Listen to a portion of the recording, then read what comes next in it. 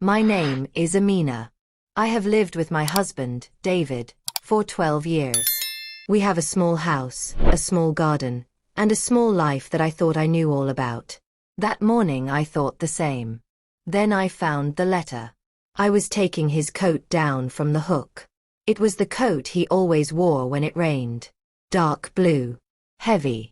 It smelled like the road and his aftershave, the smell that used to make me feel safe. I pushed my hand into the pocket to warm it, and my fingers touched paper.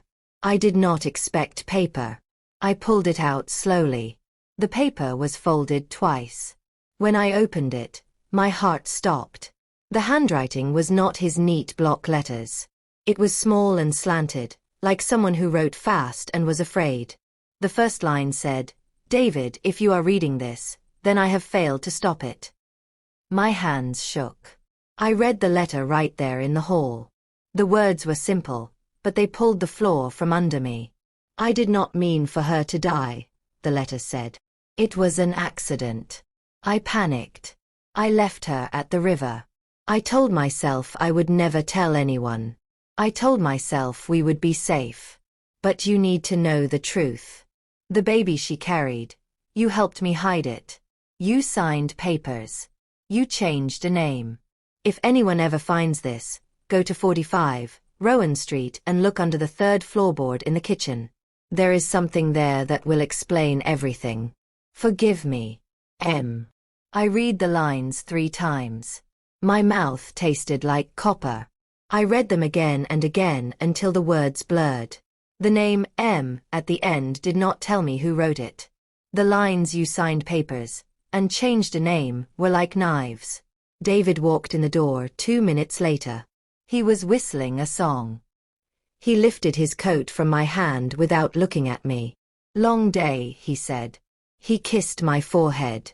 I almost dropped the paper into the pocket and pretended I had not seen it, but I could not. The letter burned in my palm. I wanted to ask him about Rowan Street, about a baby, about the river. I wanted to pull him to the floor and force him to tell me everything. Instead I smiled and said, "Welcome home." Before we sat to eat, I hid the letter inside my apron. I touched it under the cloth as if it were a hot coal. The whole evening I watched him talk about small things. Bills, the neighbor's dog, the new bus route. He pinched the crust off his bread the way he always did. He still looked like the man I married. He still had the same laugh. I kept feeling the letter under my hand, and I felt like an animal who found a strange bone in its den. I could not sleep. I lay awake thinking of the river. I thought about who she could be and who the baby was. I thought about the papers and the name that had been changed. Names mean things. Names hold people together. If he had changed a name, he had changed a life. At dawn I took the coat again. I had to know how the letter got there. I told myself I was only being curious. I told myself many things. The pocket was lined with an old tissue and a train ticket folded small. The ticket was dated 7 years ago. David had been with me the night the ticket was stamped. He had told me then that we were finally saving for the house. He had told me he loved me. The paper in my hand did not match the life he had told me. I asked him about the ticket. He shrugged. "Old things," he said. He did not know about the letter. I did not tell him. Instead I asked if he remembered the time we took the bus to the market in the rain. He laughed and told the story. His laugh filled the kitchen and the house felt normal for a moment. Then, when he left for work, I opened the letter again. There were more lines I had not read. The letter named a street I had never heard of.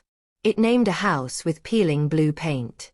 It told of a baby that might be hidden somewhere, or hidden by a lie. It said that if David ever read the paper, he should go to that house and look under the 3rd floorboard.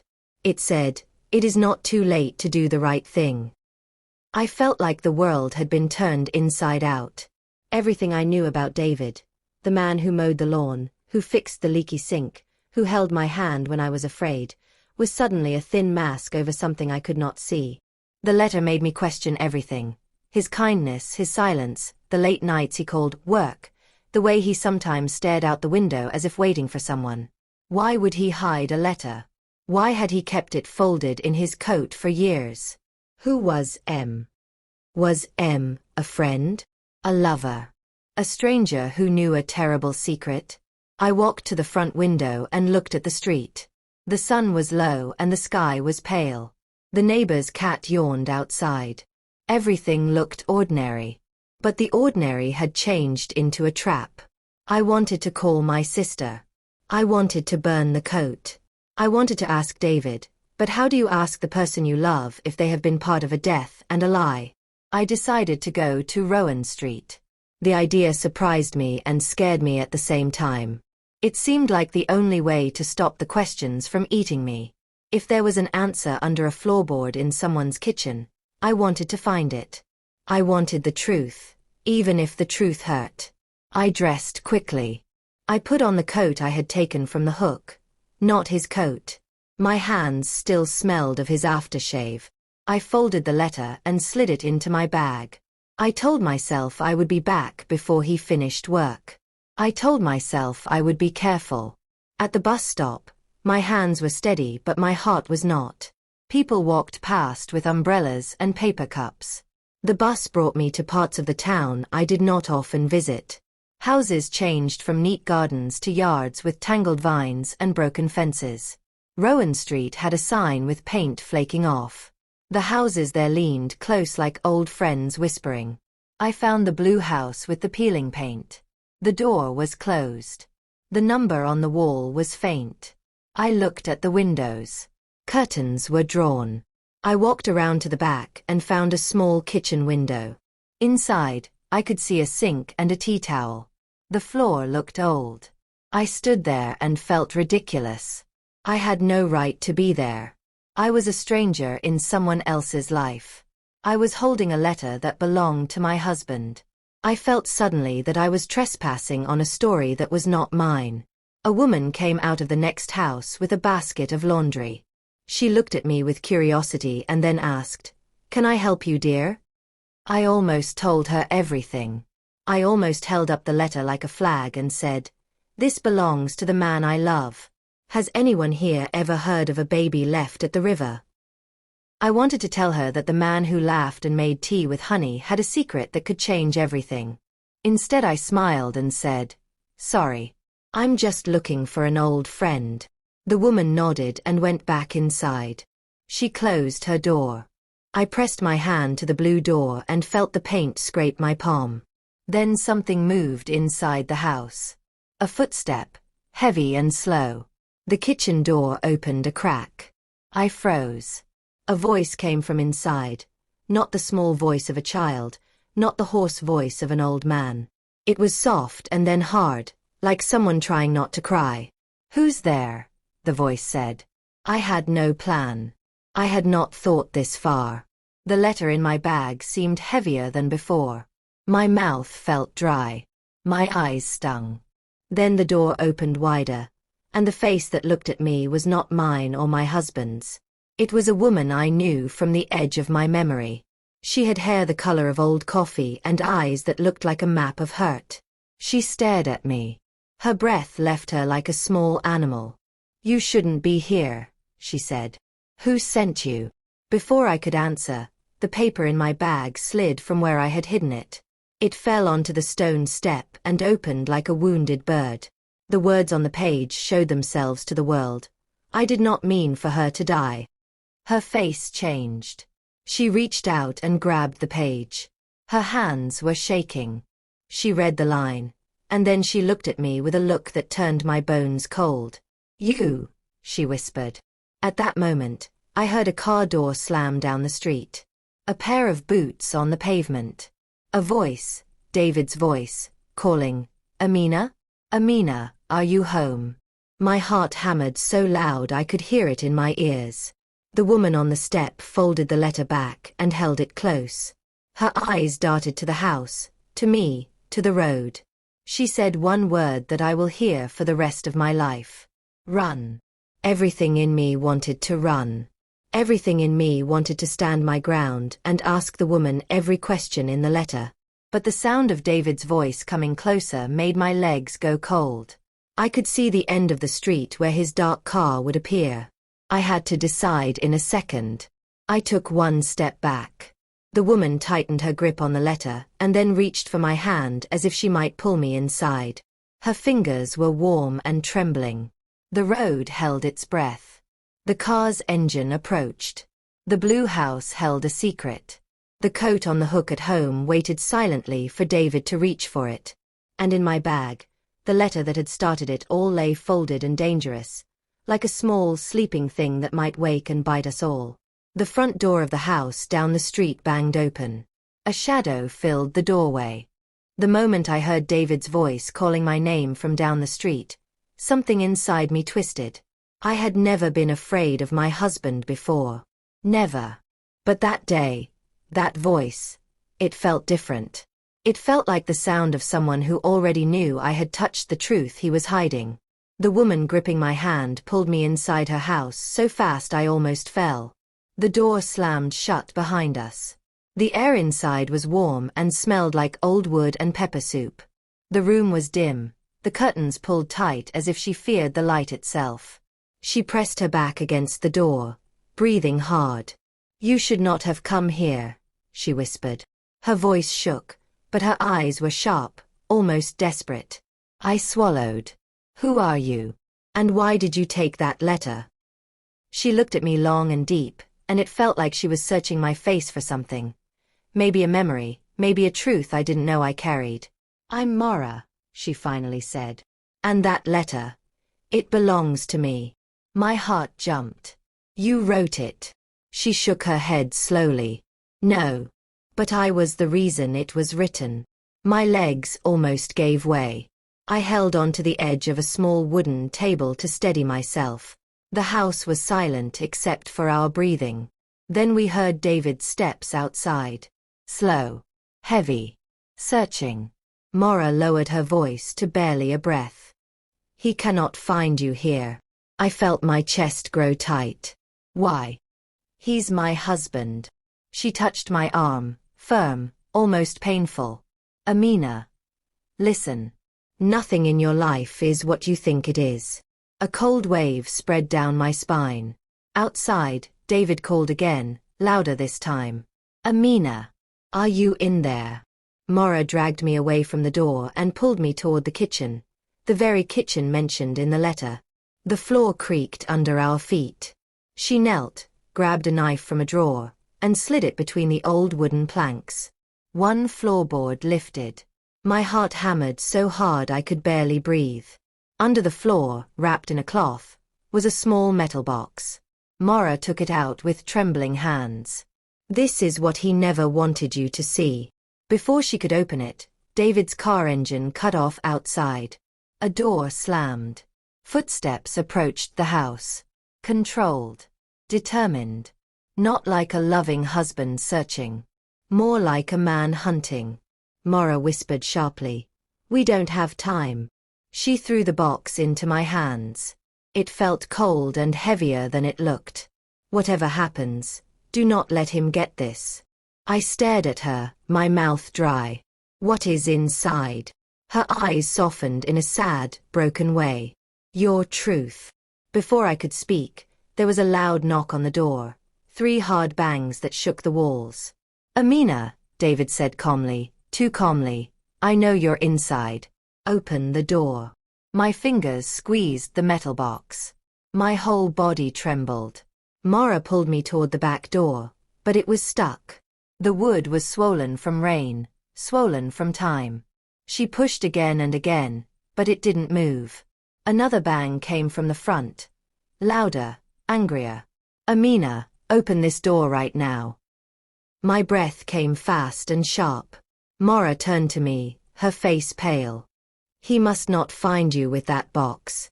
If he sees you holding it, everything will break." "What does that mean?" I whispered. But before she could answer, the front door handle rattled violently. The noise echoed through the small house like thunder. Mara grabbed a thick broomstick and wedged it under the back door handle, trying to force it open. My fingers dug into the metal box. I felt something inside it shift. Something small, like papers. Or worse. David's voice thundered again. Amina. If you don't open this door, I swear. The door shook so hard the picture frames on the wall nearly fell. Mora's eyes widened. She whispered, "Hide." I looked around. There was nowhere. No room. No corner. Then I saw it, a small pantry door beside the fridge. I ran to it, opened it, and squeezed myself inside just as the front door slammed open. Wood cracked. Hinges screamed. David stepped into the house. His footsteps were slow, calm, terrifying. "Mora," he said in a cold voice I had never heard before. "Where is my wife?" Through a thin line in the pantry door, I saw Mora standing tall, shoulders stiff, holding the broomstick like a weapon. "She isn't here, David." He laughed. Soft. Dangerous. "Mora, you were never a good liar." He took a step closer. Mora didn't move. I held the metal box to my chest. My heart felt like it might explode. Then David whispered something that made every hair on my body rise. "I warned you what would happen if you ever opened that floorboard." Mora lifted the broomstick higher. David's hand twitched, reaching into his coat. And then, a loud crash shook the entire house. Something fell. Someone gasped. And then I heard Mora scream. I covered my mouth, trying not to make a sound. Because the next voice I heard was David's, low and furious. "Amina, come out." I froze inside the tiny pantry. My back pressed hard against the wall. I held the metal box so tight my fingers hurt. David's voice echoed through the house, low and sharp. "Amina, I know you're here. Come out." My heart pounded so loudly I was sure he could hear it. I kept my eye on the thin crack in the pantry door, afraid to blink. The kitchen was silent. Too silent. Mora was no longer standing. I couldn't see her at all, only the bottom edge of her dress lying still on the floor. I bit my lip to stop myself from making a sound. David moved slowly across the room. His shoes clicked on the tiles. Step, step, step. Each step felt like a countdown. He stopped close to the pantry. So close I could see the shadow of his feet. I held my breath. He whispered, almost gently, "Amina, open the door. I won't hurt you, if you just give me what you found." He meant the box. The same box Mora forced into my hands. The same box that held the truth about my life. A truth David didn't want me to see. A shiver ran down my back. David continued, "You shouldn't have come here. I was trying to protect you." Protect me. From what? From him. From the letter. From this house. My fingers shook. I didn't dare move. Then I heard him kneel on the floor. His face came level with the pantry crack. I could see one of his eyes. Dark, angry, searching. I nearly screamed. He leaned closer. I pulled my feet back, burying myself deeper into the pantry's shadows. He whispered again, "Amina, I won't ask again." Suddenly, bang! A loud noise came from the front of the house. Something hit the doorframe hard. David jerked up, startled. "What now?" he muttered. Then another bang. And another. Someone else was outside. David cursed under his breath and stormed out of the kitchen. His footsteps grew louder, faster, angrier as he moved toward the living room. I took a shaky breath. I had two choices. Stay hidden and pray. Or grab Mora and escape. My hands trembled as I pushed the pantry door open, inch by inch. The hinges creaked softly. I winced at the sound. On the floor, Mora lay on her side, her breathing shallow. A bruise darkened her cheek. I knelt beside her. "Mora," I whispered. "Please get up. We have to go." Her eyelids fluttered. She winced in pain. He can't find you," she murmured. "Not with that box. You don't understand yet. He She stopped suddenly and gasped, grabbing my wrist. Listen. I held my breath. From the front hallway, I heard voices. David's voice, low and furious. And another voice, a man's voice, firm and calm. I moved closer to the kitchen doorway so I could hear better. David hissed. You shouldn't be here. The other man replied. We had a deal. You broke it. My blood ran cold. A deal. With who? Mara struggled to sit up. Her voice cracked as she whispered. That's him. The man from the river. The words stabbed me like ice. I turned to her quickly. The river? The one mentioned in the letter.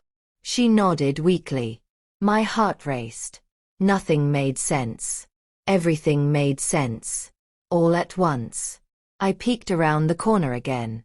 A tall man stood in the doorway. I could only see part of him, a broad shoulder, a dark jacket, and a face I didn't recognize. But he looked dangerous. Like someone who had seen too much. David stood opposite him, tense, sweating, eyes darting. What do you want? David growled. The stranger stepped closer. You know what I want, David. The same thing she wants, he said, pointing toward the kitchen. The truth. David flinched. The stranger added, his voice colder now. And you know what happens if you refuse. David reached behind his coat. My stomach dropped. He was reaching for something. Something he didn't want anyone to see. The stranger's eyes narrowed. His stance shifted, ready to fight. Mara grabbed my arm. Amina, we have to leave now. I swallowed hard. We crawled across the kitchen floor, moving toward the back door. Mara pushed again, this time with both hands, and the swollen wood finally gave way with a crack. Cold air rushed inside. But as we slipped out into the backyard, the stranger's voice shouted, Don't let her run with the box. I froze. He wasn't talking to David. He was talking about me. My head spun. Why did he want the box too? Before I could move, Mara yanked my hand. Amina, run. We stumbled into the yard, feet slipping on wet ground. Behind us, the sound of footsteps exploded. 2 sets, running fast, chasing. My heart pounded. My legs burned. The metal box pressed hard against my ribs with every step. Where are we going? I cried. Mara's answer was breathless and terrifying. To the only place David never wanted you to see. We rounded the corner of the house and met a tall wooden gate, locked. Mara's eyes widened in panic. Behind us, the footsteps grew louder, closer. David shouted my name. Amina. Stop. The stranger's voice followed. The box belongs to me. My hands shook on the lock. Mara pushed me aside. With all her strength, she kicked the gate. Crack. The lock snapped. We stumbled through the opening. And just as we slammed the gate behind us, a hand reached through the gap. A hand I recognized. David's. His fingers brushed the edge of my sleeve as he roared. Amina, if you walk away now, you will destroy everything. But Mara pulled me hard. We ran. We didn't look back. Not even when the gate shattered behind us. We ran until my lungs burned. The sky above was turning gray, and the air felt heavy, like rain was waiting to fall. Mara dragged me along narrow back paths between old houses, paths I never even knew existed.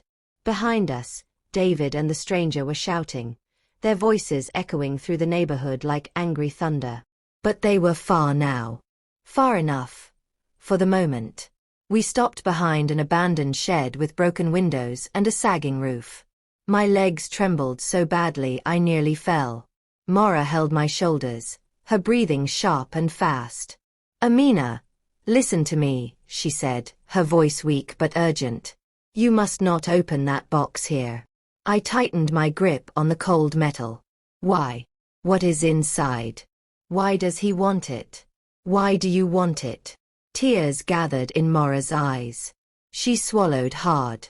Because what's inside will change your whole life. And if David sees you discover it, he will do anything to stop you. My heart thudded painfully.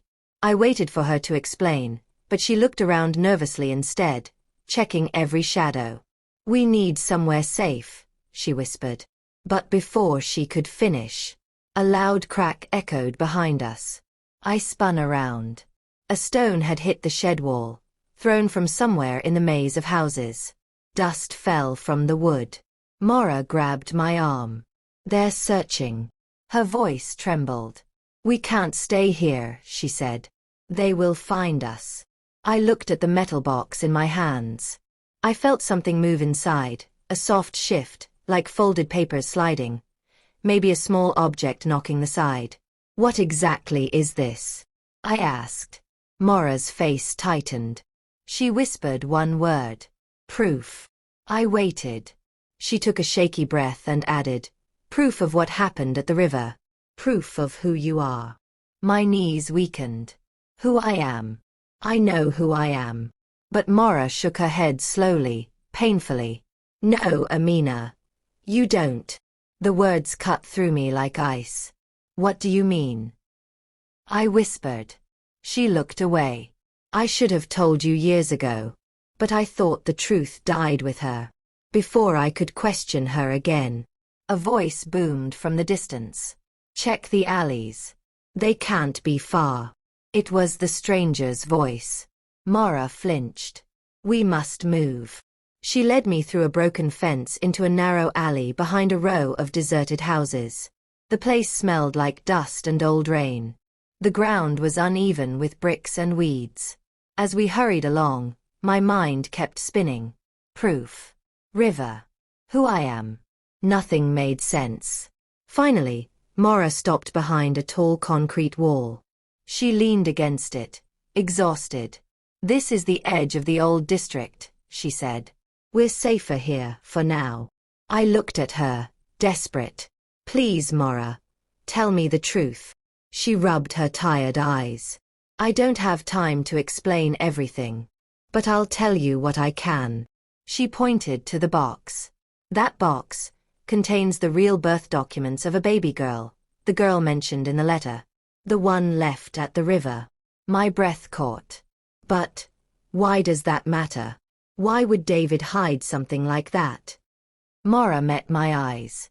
Because that baby didn't die, Amina. The world froze. My fingers went numb. What are you saying? I whispered. She stepped closer. Her voice shook. That baby lived. And her name was changed. My stomach twisted violently. No, I whispered. No, that can't be. But Mora nodded. Amina, you were not told the truth about your early life. You think you know your story. But David knows the real one. He hid it. He changed the records.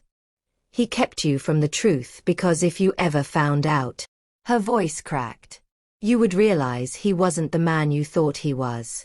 I gasped, stepping back as if her words slapped me. No. Mora, that's impossible. My parents. She shook her head sadly. Your real mother died at the river that night. And David. He helped cover it up. The alley spun around me. My legs felt weak. My heartbeat felt wrong, like it was trying to escape my chest. I clutched the metal box until my nails dug into my palms. No, I whispered again. You're lying. You have to be lying. Mora touched my arm gently. I wish I was. Tears blurred my eyes. I shook my head over and over. Everything felt too big, too heavy, too painful to swallow. I don't understand. Why would David hide this from me? Why wouldn't he tell me? Mora hesitated. Then she said something that made my blood freeze. Because David wasn't just there that night. Her voice dropped to a whisper. He was part of what happened. My body went cold, colder than winter, colder than fear. Part of what happened. Before I could process it, voices echoed again, closer now, sharper. There's movement in the old district. Spread out. David's voice followed, louder. Amina. Do not run from me. Mara grabbed my shoulders. Amina, look at me. You must stay quiet. You must stay calm. And whatever you do. She pointed at the metal box. Do not open this until we reach a safe place. If you learn the truth in the open, it will destroy you. My hands shook violently. I want to know, I whispered. I need to know. Her eyes softened with pity. And you will. But not here. Footsteps thundered closer. Shadows moved quickly against the walls. Mara pulled me deeper behind the broken concrete, pressing her finger over my lips. I held the box tight. My heart pounded. Then, a shadow stopped just on the other side of the wall. David's voice seeped through the cracks. Amina, sweetheart, come out. You're scared. I understand. Let me explain everything. I covered my mouth to stop a sob. Mara squeezed my hand. David continued, gently, too gently. You don't need that woman. You don't need that box. You only need me. His footsteps moved closer. Slow, steady hunting. Amina, choose wisely. He was inches away. Mara pointed toward a narrow gap behind us, the only escape route left. But moving meant he might hear us. Staying meant he might find us.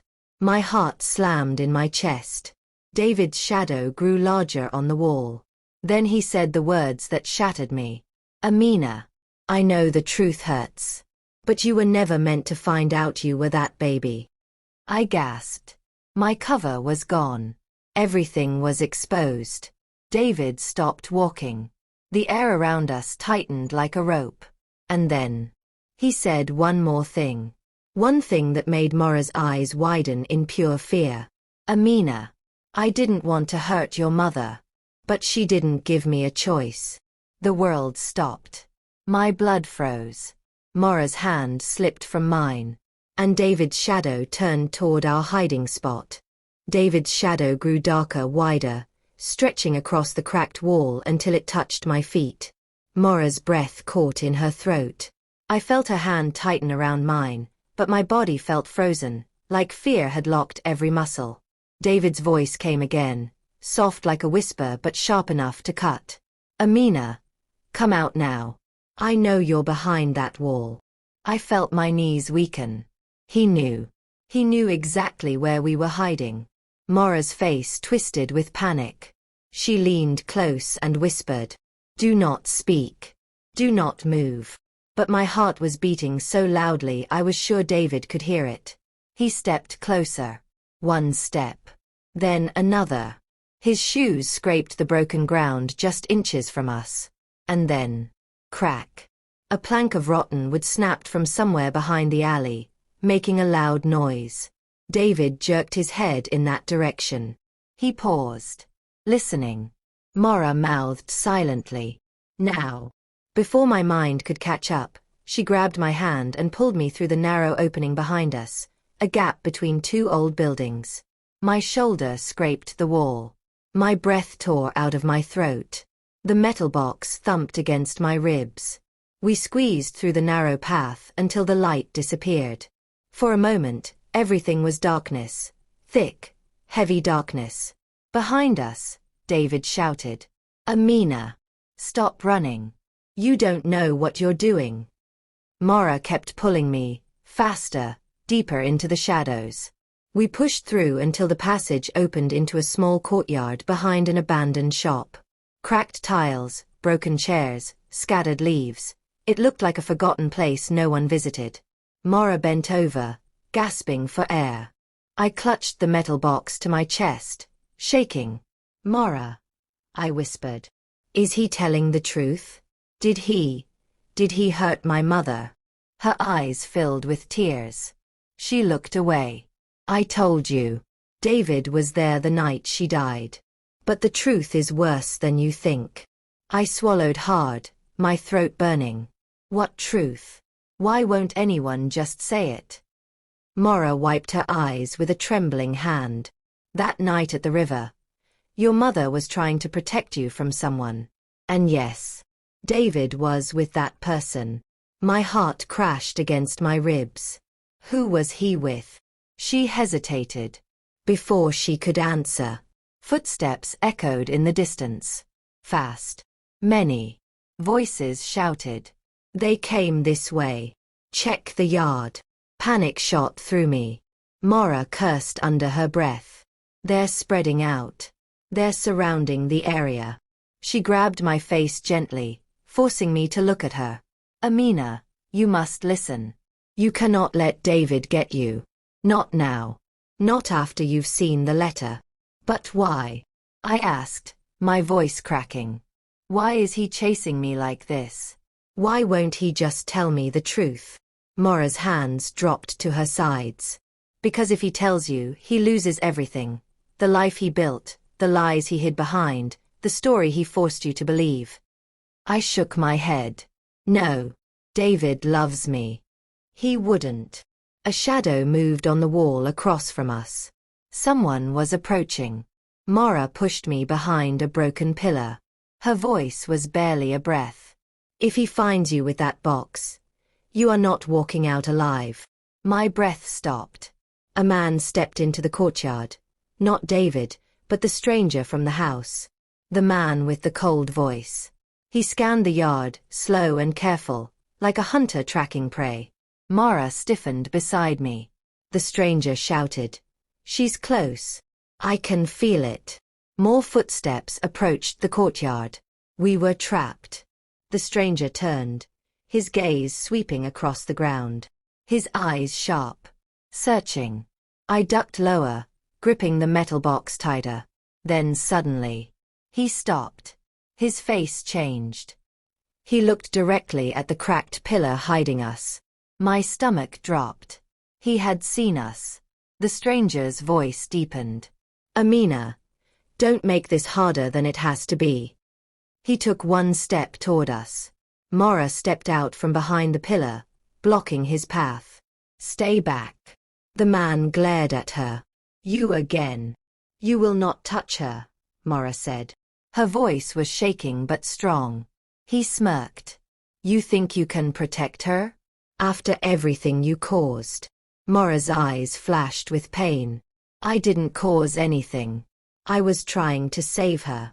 The man laughed, bitter and cold. Save her? You delivered her to the wrong hands the moment you trusted David. My heart froze. Delivered me? My hands trembled. My voice barely came out. What do you mean? He turned to look at me, finally acknowledging me. When our eyes met, something inside me twisted painfully. There was recognition there. Like he knew me. He took a step closer. You want the truth, Amina, he said. Open that box. Mara gasped and stepped between us. No. She's not ready. She deserves to know, he snapped. She deserves to live. Mara shot back. They stared at each other, both shaking, both breathing hard. I felt small. Lost. Trapped between two people who knew my life better than I did. Please, I whispered. Someone tell me the truth. A long moment passed. Then the stranger spoke softly. The night your mother died, she wasn't alone. My stomach twisted. Who was with her? He pointed directly at me. You were. My breath stopped. Everything inside me went still.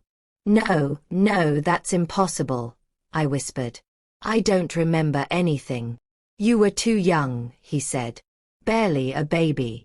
Mara placed a shaking hand on my shoulder. It's true, Amina. You were there. You saw everything. Even if you don't remember. My vision blurred with tears. The stranger continued. Your mother tried to protect you. She tried to run. But David caught up to her. My body went cold. No. He couldn't be saying this. He didn't mean to push her, the stranger added. But he did. She fell. And the river. He closed his eyes. The river took her. My breath shattered in my chest. I felt like the world was falling apart inside me. No, I whispered. No, David wouldn't do that. He wouldn't. But the man interrupted, his voice dark. He didn't tell you the worst part. My heart stalled. He stepped closer, his gaze burning into mine. Amina, your mother didn't drown on impact. Mara grabbed my arm, tears streaming down her face. Don't say it. But the man said it anyway. She died holding you above the water, trying to keep you alive, even as she went under. I covered my mouth. A sob escaped me. My knees buckled. Mara held me up, whispering, I'm sorry. I'm so sorry. But the stranger wasn't finished. And David. He stepped back, hatred in his voice. He left you there. The world went silent. Completely silent. I felt like I couldn't breathe. I felt like my entire life had been ripped open. David. David left me. My head spun. My hands shook violently around the metal box. Mara whispered, Amina, breathe. But I couldn't. I didn't want to. Then, a loud crash exploded behind us. Someone had kicked down the courtyard gate. We all turned. Standing in the broken entrance. Breathing hard. Eyes filled with something dark and deadly. Was David. He looked at me, only me, and said, Amina, don't believe them. His hand was behind his back, holding something. And the stranger stepped in front of me. Mara grabbed my arm. David's voice dropped to a terrifying whisper. Amina, come to me now, or I will end this by force. David stood in the courtyard entrance like a shadow made of anger. His chest rose and fell fast, his eyes fixed on me as if nothing else in the world existed. Amina, he said again, softer this time but far more dangerous. Come to me. I couldn't move. My feet felt glued to the ground. My heart hammered so hard I thought it would rip through my chest. The stranger stepped in front of me protectively. Mara gripped my hand so tightly it hurt. David's hand stayed hidden behind his back. I whispered, my voice trembling. What is he holding? The stranger's jaw tightened. Something he should have never touched. David took one step forward. The stranger blocked him. You're not going near her. David's eyes flared. You don't get to decide that. The stranger laughed. A cold, bitter laugh. You lost that right the night you left her at the river. David's face twisted with rage. I saved her. Mara shouted. No, you didn't. David snapped toward her, pointing a shaking finger. You weren't even there. My voice rose, small but broken. Stop, please. All of you. Just stop. But they didn't. They couldn't. The truth was pouring out, and none of them could hold it in anymore. David looked at me with wet eyes. Amina, I did everything to protect you. They're filling your head with lies. The stranger hissed. Lies? Open the box and see the papers you forged. David tightened his jaw. I forged nothing. The stranger took a step forward. You changed her name. To keep her safe. David barked. You lied about her parents. To give her a life. David shouted. You hid the truth about the river. Because it wasn't my fault. David roared so loudly the courtyard walls echoed. Silence fell. My knees shook. David dropped his voice to a whisper, like it hurt to speak. Amina. I tried to save your mother. I tried. But I couldn't hold both of you. The river was too strong. His voice cracked. I grabbed your arm first. I wanted to go back for her, I swear. But the man who was with her. His eyes darkened, shifting to the stranger. He ran.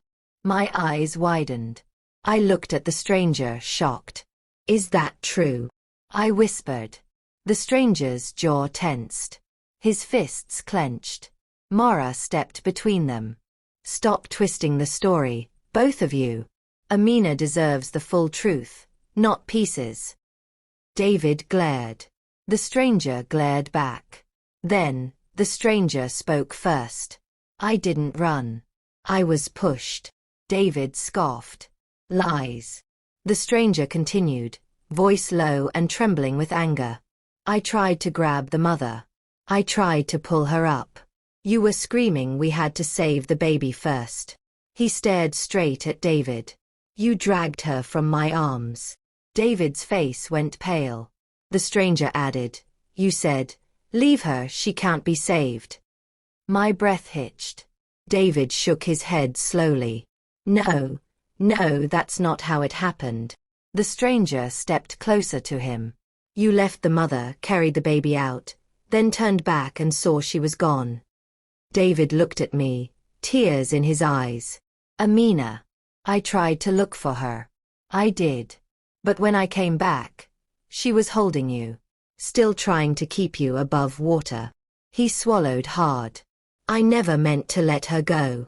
Never. My vision blurred with tears. But I still whispered. Then why did you lie to me? David took a shaky breath. Because the truth would have destroyed you. The stranger cut in sharply. No. The truth would have destroyed you. Mara grabbed my shoulders gently. Amina, listen to me. They're fighting for their own stories. But the real truth, the one no one can twist, is in that box. I looked down at the metal box in my hands. My fingers trembled around it. Inside was everything. The papers. The records. Maybe photographs. Maybe the real story of that night. The stranger said, open it. David snapped. Don't. The force of his voice made me jump. David slowly raised both hands, revealing empty palms. He wasn't holding a weapon, only a small leather pouch. I'm not going to hurt you, he said softly. I brought this. He opened the pouch and pulled out something small. A silver necklace. The pendant was shaped like a tiny crescent moon. I gasped. I had seen this necklace before, once, when I was very young. A flash of memory hit me. A woman's gentle hands fastening it around my neck. My real mother. David held the necklace out with trembling fingers. This was hers, he whispered. She wanted you to have it. The stranger stepped forward furiously.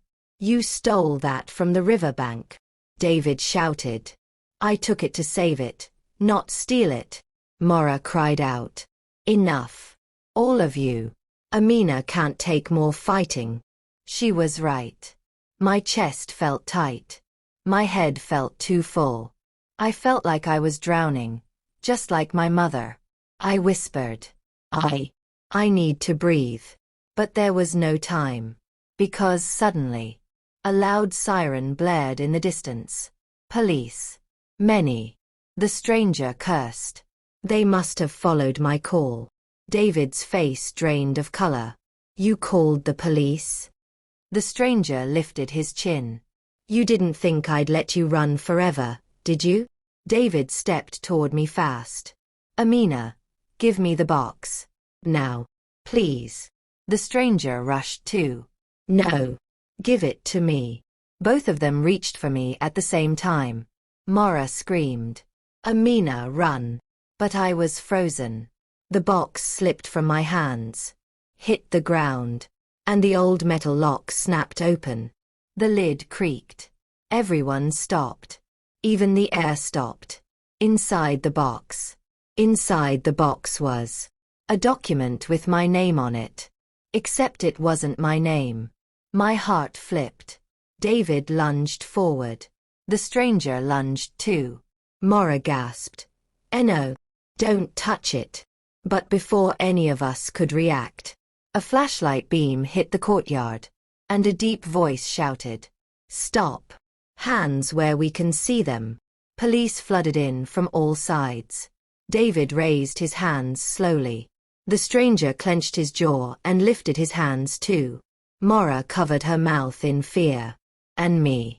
I stood in the middle, holding a document that revealed a name I had never seen. A name that somehow belonged to me. My legs shook. My voice broke. I whispered the name aloud, and David's face collapsed in horror. When the name left my lips, the whole courtyard went silent. Even the police stopped shouting. The paper trembled in my hands as I whispered it again, slower this time, heavier. Amara. Not Amina. Not the name I lived with my whole life. Not the name David gave me. Amara. The name felt strange in my mouth, like trying to remember a dream I once lived inside. David's face drained of all color. His knees almost buckled. He whispered, barely breathing, "I didn't want you to find that." The stranger let out a bitter, painful laugh. There it is. Her real name. The one her mother gave her. My heart twisted. "That's not my name," I said, shaking my head over and over. "It can't be. My name is." But the stranger finished for me. "A name David made up the day he forged your papers." I felt like the ground beneath me broke open. My name. My identity. My whole life. A lie. I looked at David hoping, praying he would deny it. But he didn't. He simply closed his eyes and whispered, "I'm sorry." Those two words shattered me more than anything else. Before I could respond, a police officer stepped forward, gun drawn. "Everyone stay where you are." Hands visible. The officers didn't understand the storm happening between us. They only saw 3 adults and a girl holding papers. But they felt the tension. They sensed the danger. The lead officer pointed at the stranger. "You, step forward." The stranger raised his hands. "She's the one who needs protection," he said, nodding at me. "The box belongs to her." David snapped. "No, it doesn't." Another officer turned to David. "Sir, lower your voice." But David ignored them. He took a small step toward me, his hands trembling in the air. Amara, listen to me. You are safe with me. I raised you. I fed you. I taught you everything you know. I am your father."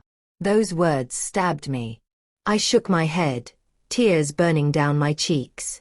"You're not my father," I whispered. David froze. Pain ripped across his face.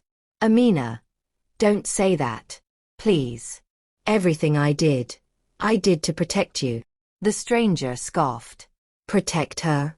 You stole her. You erased her identity."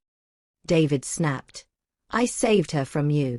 The officers exchanged confused looks. The lead officer barked.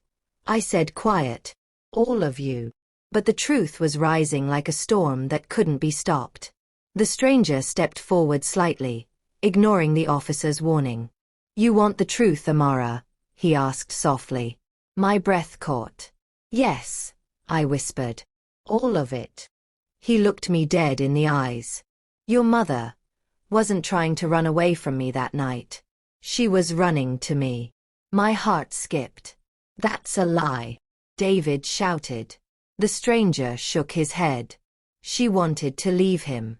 She wanted to take you and start a new life." I gasped. Mara swallowed hard.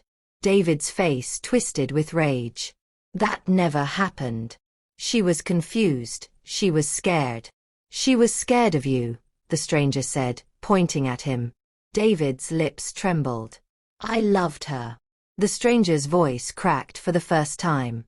"So did I." The courtyard fell utterly silent. My chest tightened. These two men. Both claiming pieces of the past I never knew existed. Both tangled in my mother's memory. Both somehow part of my story. The stranger took a shaky breath. "Your mother came to me the night she died. She begged me to help her take you. She said she couldn't stay with David anymore." David's voice rose desperately. She was confused. She wasn't thinking straight. She was terrified. The stranger roared. "Enough!" the police officer shouted, but no one heard him anymore. I stepped forward slightly, clutching the document to my chest. "Why?" I whispered. Why was she afraid? What happened? Both men looked at me. Both opened their mouths at the same time. But only one spoke first. The stranger said, "Because David wasn't the man he pretended to be. He wanted control over everything, including your life." David shouted, "That's not true." The stranger continued, stepping closer. "When your mother tried to leave, he got angry. They argued at the river. He grabbed her arm. She pulled away. He pushed." "I didn't push her," David screamed, his voice cracking. "I reached for her and she slipped." The stranger shook his head in disbelief. "You left her. You carried the baby, yes. But you didn't go back. You didn't try hard enough. You let her die." David's eyes filled with tears. "I saved the child. I saved her." "You saved her for yourself," the stranger spat. I felt dizzy. Every breath felt heavy. My voice came out in a whisper. "And who are you?" The stranger looked at me, eyes softening. Pain filled his face. Regret. Love. Loss. He whispered, "Amara. I'm your mother's brother." My body froze. My ears rang. My voice cracked. "My uncle." He nodded slowly. "Yes. And I've spent your whole life trying to find you." My mouth fell open. My heart pounded. David shouted, desperate now, broken.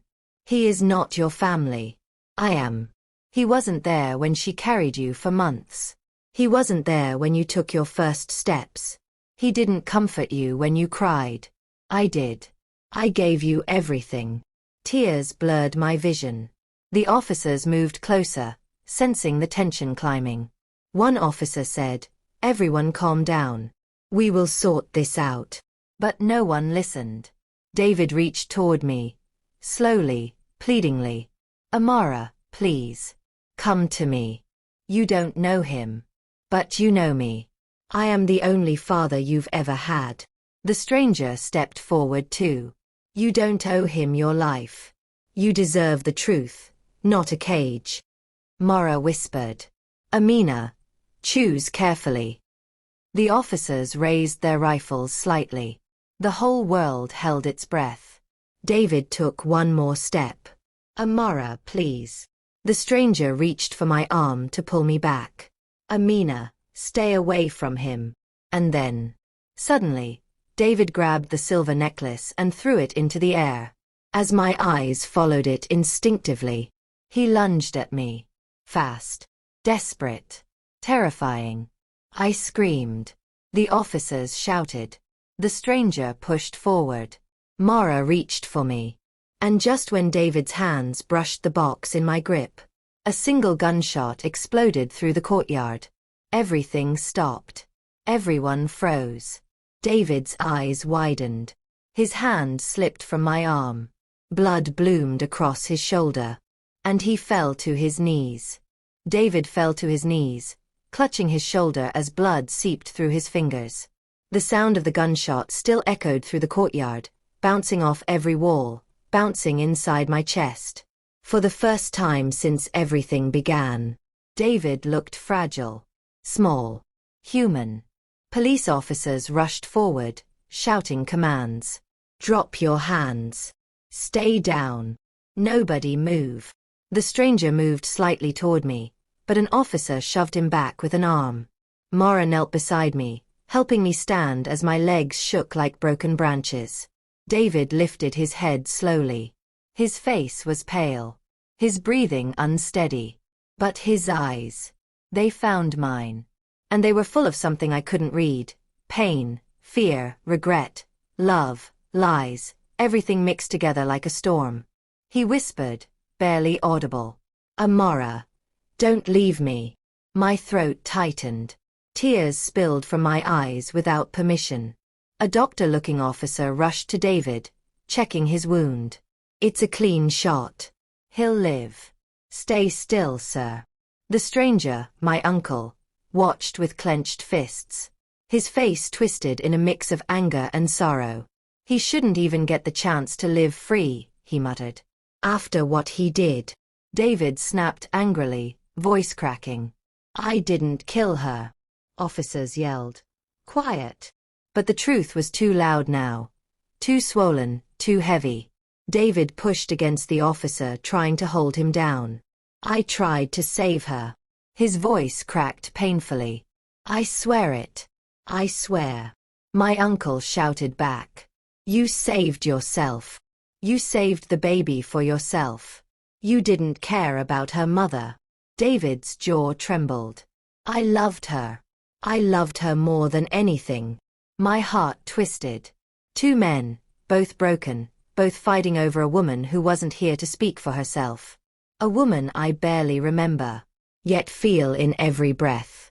The lead police officer stepped between them, raising his hands. Enough.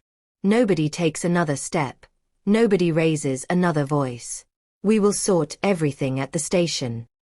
But the truth wouldn't wait. It clawed its way out. Maura stepped forward, tears streaming down her face. You both keep shouting for yourselves, she said. What about her? She pointed at me. Amara, she watched her whole life fall apart today. She deserves the truth without the yelling, without the fighting, without the fear. Her voice trembled. She deserves the truth in full. Silence fell. Then she turned to me. Amina, there's something I couldn't say earlier. She swallowed hard. You asked who was responsible for your mother's death.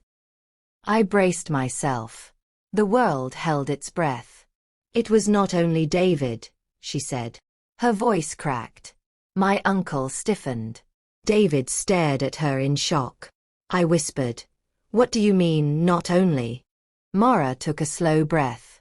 That night, your mother didn't go to the river alone. She didn't go only with David. She looked down. There was a third person. My chest tightened again. Another person. My voice trembled. Who? Maura looked at me with eyes filled with guilt. Amina. It was me. The world spun. My breath left my lungs. I stumbled backward, gripping the metal box as if it were the only thing keeping me standing. You. I whispered. Maura. Why were you at the river? Her shoulders collapsed. I was trying to help her leave. I was trying to help her escape. My uncle's eyes widened. You were there? You never told me. Maura shook her head, crying harder. I thought it was my fault. I thought if I said anything, everyone would blame me. David stared at her, stunned. You were the one who told her to run, he whispered, betrayed. Maura nodded slowly. I begged her to leave you. You were becoming angry. Too angry. I feared for her safety. David clenched his fists. That is not true. But the pain on Maura's face didn't look like a lie. She continued. I walked with her to the riverbank so she could meet her brother, your uncle. She pointed weakly at the stranger. Yes, my uncle said softly. I was there to take her away, to give her a new start. Tears welled in my eyes. I felt like a child again, hearing adults argue about a tragedy I never understood. Maura's voice cracked. When you two, David and your uncle, started fighting, she tripped. I tried to grab her. I failed. A sob escaped her lips. I watched her fall toward the water. I screamed for help. You both rushed. But by then, she was slipping away. David cried. I grabbed the baby. I grabbed Amara. My uncle shouted. You left her mother. Maura covered her face. I didn't go in after her. I froze. I was so scared. I thought she was gone immediately. But she wasn't. She was holding her baby up, trying to save her.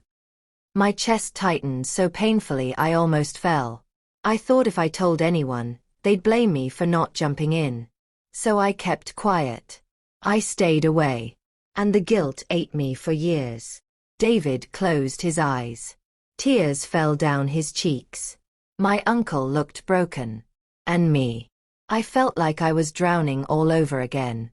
I whispered through my tears. So, everyone lied? David whispered. Yes. My uncle whispered. Yes. Mara whispered. Yes. The officers looked overwhelmed, but the lead one spoke. All of this will be sorted by law.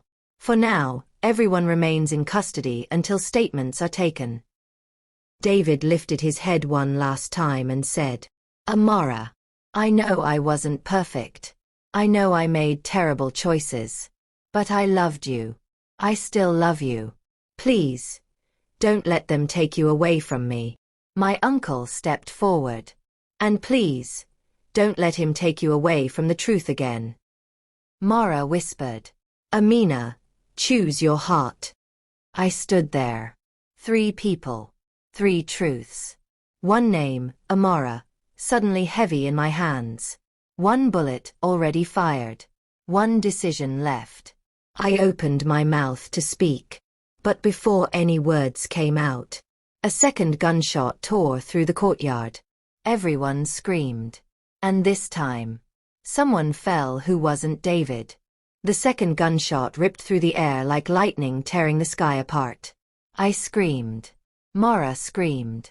The officers shouted. Dust lifted from the ground.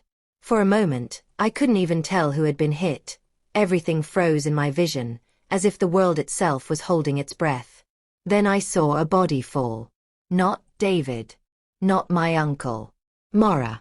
She collapsed sideways, her eyes wide in shock, her hand clutching her stomach. Blood spread across her dress like a dark, growing flower. My heart stopped. No. Mara. I cried, rushing toward her before anyone could hold me back. 2 officers grabbed my arms, but I pulled free, dropping to my knees beside her. Her breathing was sharp, painful, fast. Her eyes looked unfocused, as if the world was fading in and out. Mara. No, stay with me. I held her hand tightly. She managed a weak smile. Don't cry. Amara. Don't cry, child. The stranger, my uncle, shouted furiously at the officers. Who fired that shot? Who? One officer looked shaken. We didn't. Our weapons didn't discharge. David, still on the ground clutching his injured shoulder, stared with wide eyes. It wasn't me, he whispered. I swear I didn't do that. The lead officer turned sharply to his team. Search the perimeter. Someone else is here. Another officer shouted. Possible second shooter. Spread out. Chaos erupted. But all I saw was Mara. Her lips trembled as she tried to speak. Mara, don't talk, I said, crying harder. The ambulance is coming. She shook her head slowly. No, listen to me. There's one last thing you must know. My uncle knelt beside us, placing a trembling hand on her shoulder. Mara, don't force yourself. She ignored him. Her eyes locked onto mine. Amina. Amara. Your mother. She didn't want to run because she hated David. A tear slid from Mara's eye. She ran because she was trying to save you from something else. I froze. Save me from what? I whispered. Her voice was barely a breath. From the person who didn't want you alive. My uncle stiffened. David's face twisted in confusion. Who? I asked, shaking. Mara, who? Her eyes drifted toward the shadows near the back of the courtyard, the area behind the broken gate. A dark figure stood there, still, silent, almost hidden. A tall person in a black hood. I gasped. The officers had not noticed them yet. But Mara did. And with her last bit of strength, she squeezed my hand and whispered, that person was the one who followed your mother before she reached the river. My skin crawled. That person was the one who told your mother she couldn't keep the baby. My throat tightened. That person wanted to take you away. Tears streaked down her cheeks. And that person is the one who pulled the trigger just now. The hooded figure stepped back into the darkness. My uncle jumped to his feet. Hey! Stop! he shouted at the officers. There. There. Behind the gate. The police turned, but the hooded figure bolted, slipping into the night like a ghost. Officers chased after them, shouting commands, but the figure moved fast, vanishing into the maze of alleys. Maura coughed, and blood touched her lips. No, no, no, Maura, stay with me, I cried, shaking her gently. She looked up at me, eyes softening. You have to finish this story, child, she whispered. You must open the box completely. Only then will you know why they wanted you. Her fingers loosened. Her eyes began to flutter closed. Maura, please don't leave me, I sobbed. Her last words cracked through me like thunder. Find the letter. Inside the lining. The one your mother wrote. It will tell you everything. Her hand slipped from mine. Her chest rose once, fell, then didn't rise again. I screamed. My uncle wrapped his arms around me as I cried into Maura's shirt. David hid his face in his hands, shaking uncontrollably.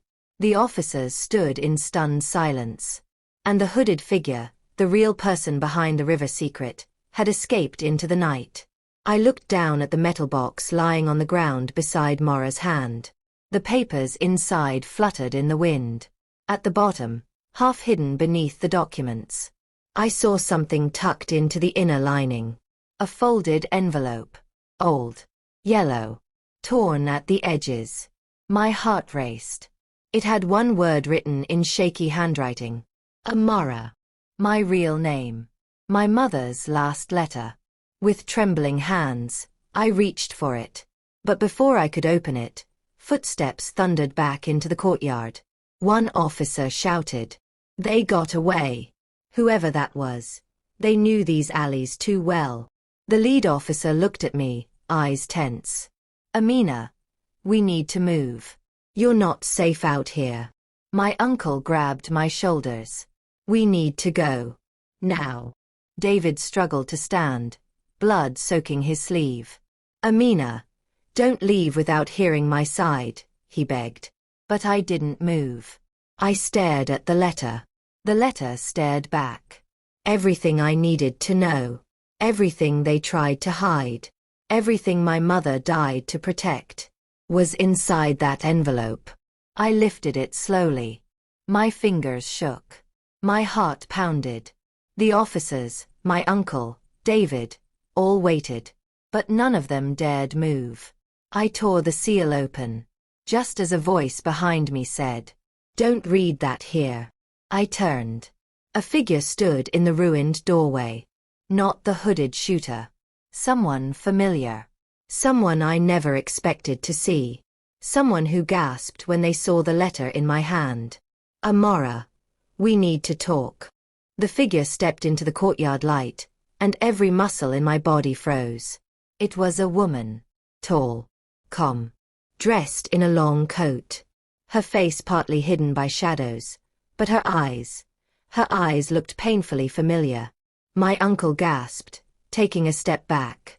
David's mouth fell open, his whole body trembling. You, David whispered. You're supposed to be dead. My heartbeat exploded in my ears. Dead. The woman stepped closer. Her voice was soft, steady. Amara. I'm your mother's closest friend. I was with her the night before she died. My breath caught. My mother's friend? I asked. Then why are you here? And why did you say we need to talk? Her eyes filled with sadness. Because she left something for you, something too dangerous to read in front of people who might twist it. David flinched at the words. My uncle snarled. You've been hiding for years. Why show up now? She met his eyes without fear. Because the person who truly wanted Amara gone is back. A chill ran down my spine. David shook his head, panicking. No, that's impossible. They said, he said. The woman interrupted.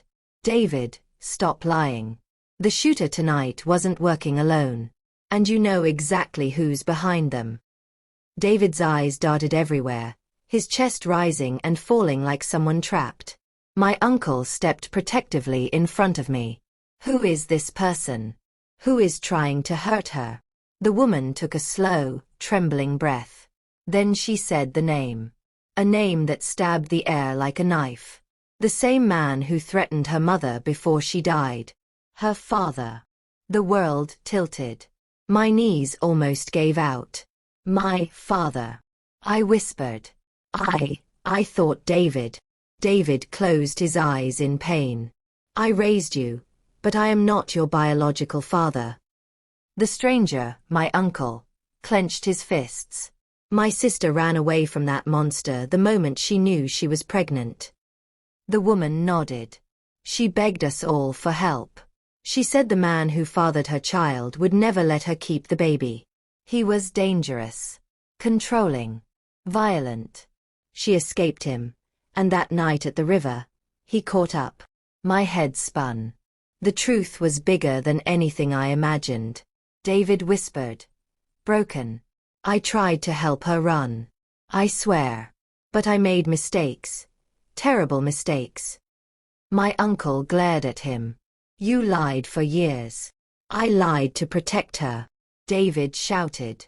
You lied to protect yourself. My uncle snapped.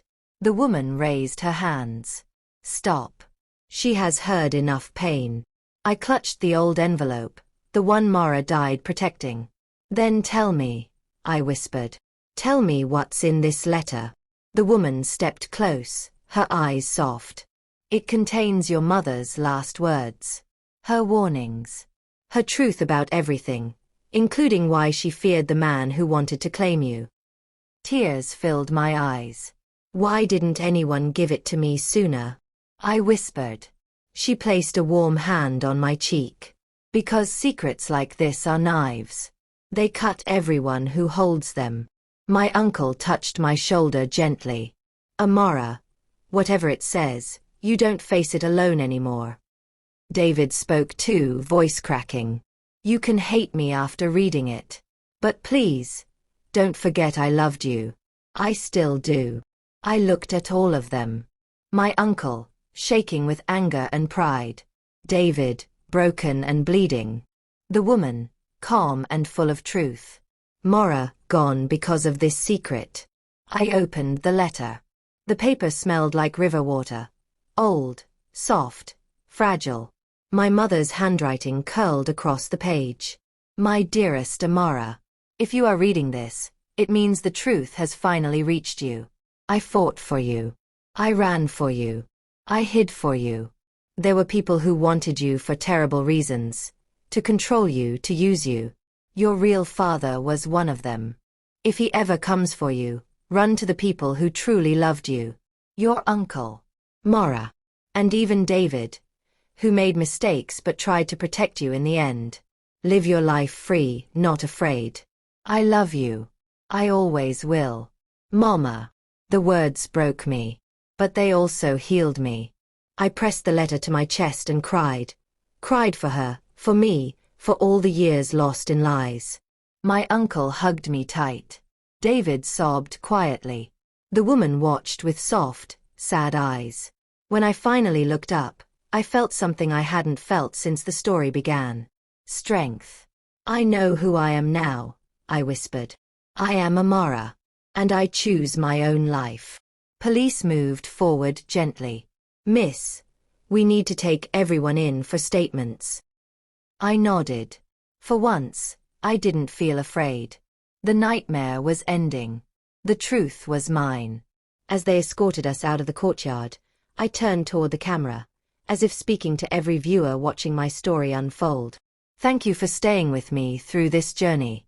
If you want more powerful stories like this, don't forget to like, subscribe, and turn on the notification bell so you never miss a story.